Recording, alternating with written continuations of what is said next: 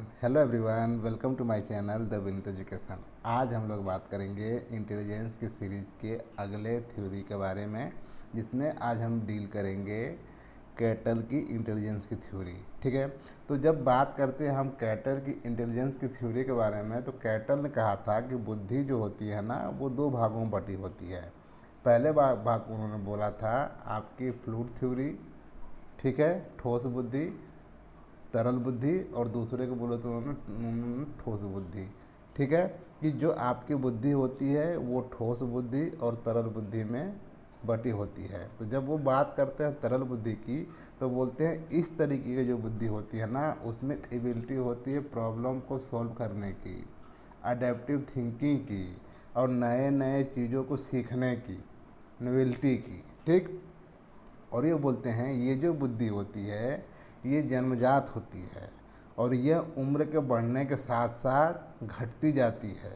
ये अपने चरम अवस्था पर तब होती है जब बच्चा एडोलसेंट होता है, अर्थात किशोरावस्था में होता है। ठीक, उसके बाद हम बात करते हैं दूसरे इनकी फैक्टर के बारे में, ठोस बुद्धि के बारे में। ये बोलते हैं जो ठोस बुद्धि आपकी होती है ना, ये उम्र बढ़ने के साथ साथ बढ़ती जाती है। ठीक है, इसमें हम सीखते हैं नॉलेज, एक्सपीरियंस और विजडम। ठीक है, क्योंकि ये एक्सपीरियंस से जुड़ी हुई है, इसलिए हम लाइफ लॉन्ग में जो भी एक्सपीरियंस करते हैं वो हमारे माइंड में, स्कीमा में ऐड होते जाता है। इसलिए इसका दायरा बढ़ता जाता है। हम नई नई चीज़ों को आजीवन जब तक जीते हैं एक्वायर करते रहते हैं।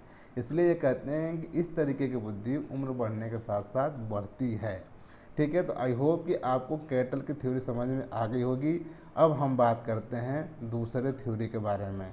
ठीक है, अब हम बात करेंगे थर्स्टन के समूह कारक सिद्धांत के बारे में। थर्स्टन बोलते हैं कि बुद्धि जो होती है ना, वो आपके ग्रुप में बटी होती है, ग्रुप के फैक्टर में बटी होती है। ये एक कारक और दो कारक नहीं होती है। हमने इसके पहले टीच किया था आपको स्पीयर मैन की इंटेलिजेंस थ्योरी और थांडाई की इंटेलिजेंस थ्योरी। ये थ्योरी उन दोनों थ्योरी के बीच की थ्योरी है। ठीक है, ये बोलते हैं कि जो आपकी बुद्धि होती है ना, वो एक फैक्टर या बहु फैक्टर या टू फैक्टर बटी हुई नहीं है, बल्कि ये ग्रुप फैक्टर है, ग्रुप में बटी हुई है। जिसको उन्होंने बताया कि इसमें 7 एबिलिटी आती है, 7 योग्यताएँ आती हैं। जिसमें उन्होंने पहला बोला प्रेक्षण योग्यता, दूसरा बोला आपका गणितीय योग्यता, तीसरा बोला शाब्दिक योग्यता, वर्बल एबिलिटी, अगेन उन्होंने बोला वर्ड फ्लुएंसी, स्मरण शक्ति, तार्किक योग्यता, बोधगम्यता। ठीक है, ये चीज़ें जो हैं इसमें आपकी बुद्धि बटी होती है। ठीक, अगेन हम देखते हैं, इन्होंने बोला कि बुद्धि जो है वो 7 भागों में बटी होती है, और हर व्यक्ति में ये 7 टाइप की बुद्धि अलग अलग मात्रा में पाई जाती है। ठीक है, इसमें से हो सकता है कि कोई एक फैक्टर जो है उस व्यक्ति में ज़्यादा हो, तो वो उस क्षेत्र में ज़्यादा अच्छी चीज़ों को अचीव करेगा। इसलिए मैं बोला कि जो आपकी बुद्धि होती है ये 7 में फटी होती है। जिसमें पहला होता है आपका प्रेक्षण योग्यता, गणितीय योग्यता, शाब्दिक योग्यता, शब्द प्रवाह, स्मरण शक्ति, तार्किक योग्यता और बोधगम्यता। इन 7 फैक्टर में बुद्धि बटी होती है, जो कि एक ग्रुप में होती है।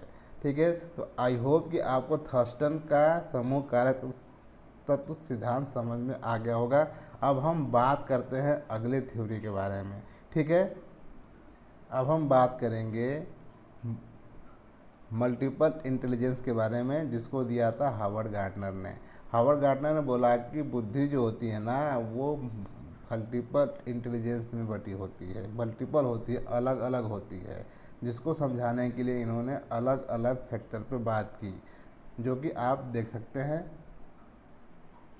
ये रही, इन्होंने बोला कि बुद्धि जो है वो टोटल 7 भागों में बटी होती है। अगेन इन्होंने 7 भागों में बोला, और बोला कि बुद्धि जो होती है वो 7 भागों में बटी होती है। जिसमें पहला आपका आता है भाषाई बुद्धि, दूसरा आपका आता है तार्किक बुद्धि, तीसरा आता है आपका स्थानिक बुद्धि, चौथा शारीरिक बुद्धि, संगीत बुद्धि, व्यक्तिक आत्म बुद्धि, और व्यक्तिगत अन्य बुद्धि। इन 7 भागों में बुद्धि जो है वो बटी होती है।